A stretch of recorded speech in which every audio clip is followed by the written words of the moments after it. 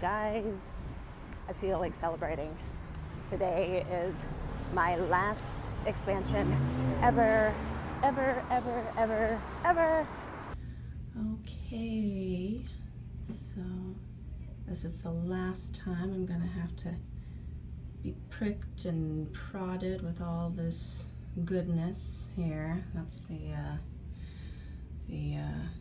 filler there. It goes through the little straw and the needle. Okay, so we're gonna go ahead and start the last expansion.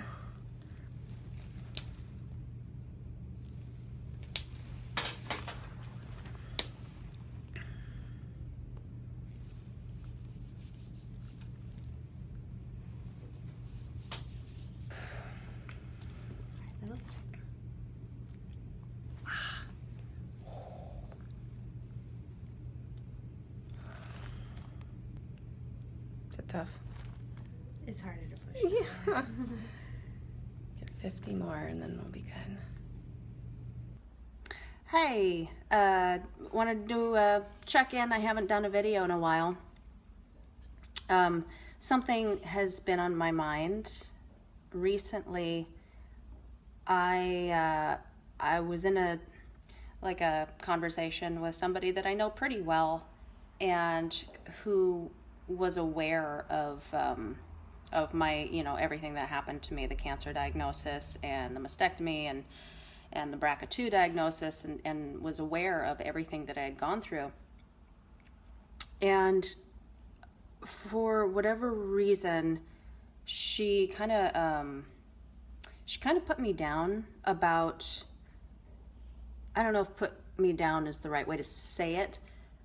She compared my stage 1 diagnosis to like her friend's stage 4 diagnosis of a totally different cancer and different everything, in different situation, and in her doing that, just some things that she said, that the feeling that I got was like, oh, you didn't really have cancer, Kristen. You really didn't. I mean, you weren't even in any danger. And I was kind of speechless. And it is not my place or anyone's place to say, well, stage 4 of anything is way worse on a personal level for anyone than being diagnosed with a stage 1 of anything. Everybody's experience is so subjective. All I can do is speak to my own experience. Yes, it was stage 1, but I've never known any other experiences like this. Having grown up going through my mom's cancer diagnosis and my sister's diagnosis, and just being terrified for them. When I was told that I had cancer, I've never been so scared. In that very moment, I just knew I was going to die. I knew I was. I wasn't rational. Nothing about that situation or that moment was rational. And I didn't have to be. Someone tells you you have cancer, you don't owe anything to anybody. You don't need to apologize for it, and you certainly don't need to apologize for just having stage 1 or just having stage 2.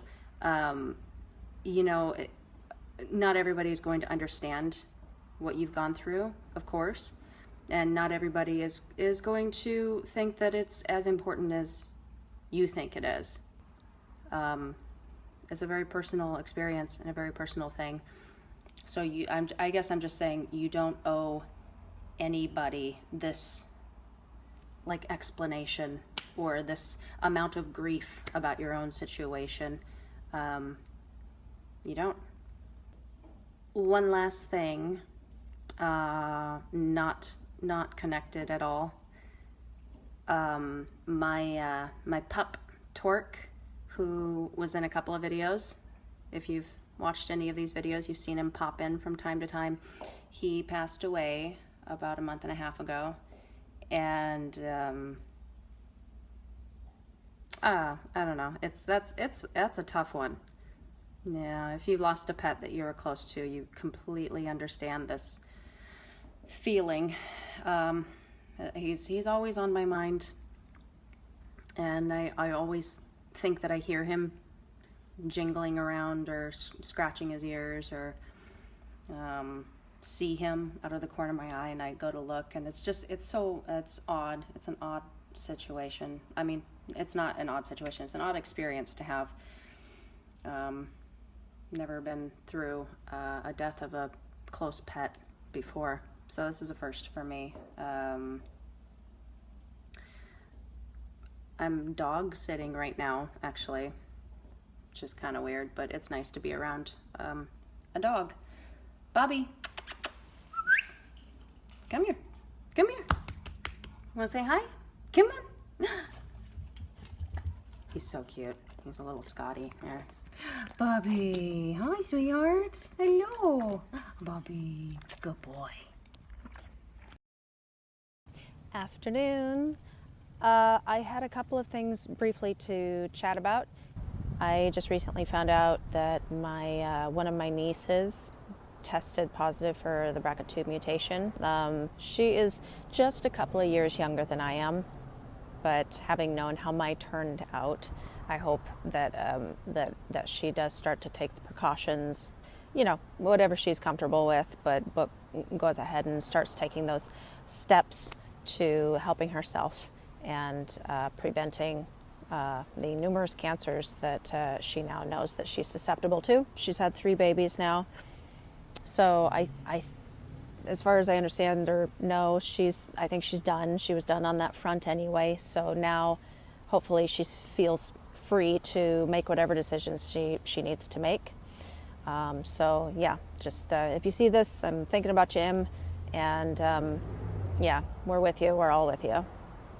Second, I have my last final pre-op appointment tomorrow morning, and God, I'm just really looking forward to all of this being over. I can't even believe it. In 2 days, I will be at my 1-year anniversary for my diagnosis, my cancer diagnosis. And this year has been a blur, just one thing after another.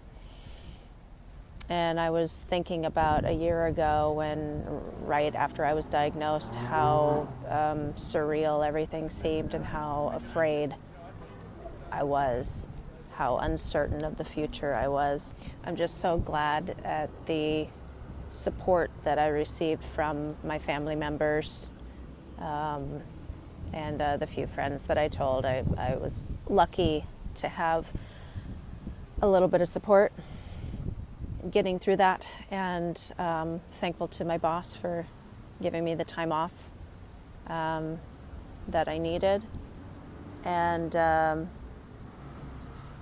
just grateful in general at how everything turned out. I think everything turned out okay for the most part. I think I'm gonna do like a social media post about it. It's been a year now, and now I have got perspective on it, and maybe now is a good time that I can just kind of get it out and